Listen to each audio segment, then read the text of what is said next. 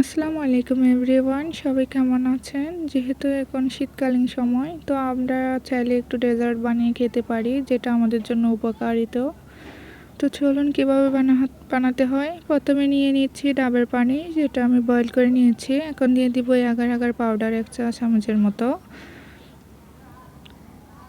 তো এটা আর 5 minute boil করে নেওয়ার পরে একটা বাটির মধ্যে ঢেলে নিব।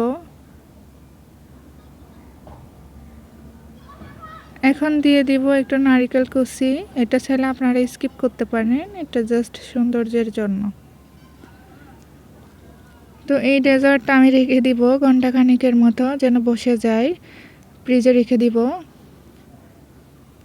তো আপনারা আগার আগার পাউডার যে কোনো সুপার মার্কেটে পেতে পারেন, অথবা মুদি শপে পেতে পারেন।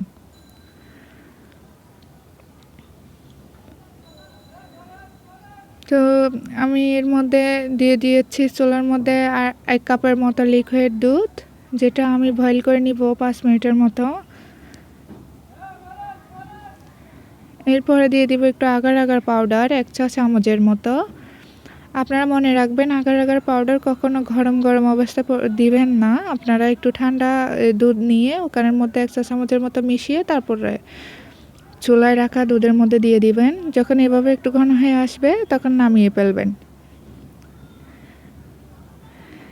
তো আমার ডাবের পুডিংটা যেহেতু বসে নাই আর আমার হাতেও সময় খুব কম, এই জন্য আমি এখানেই দিয়ে দিচ্ছি দুধের লিকুইডটা। আপনারা চাইলে ডাবেরটা যখন বসবে এর উপরে দিতে পারেন, যেটা লেয়ারের দেখাবে, ওইটা স্লাইস করে কাটলেও সুন্দর লাগবে।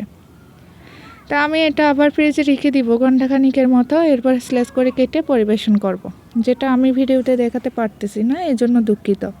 তো ওকে বন্ধুরা, ভালো থাকবেন। আল্লাহ হাফেজ।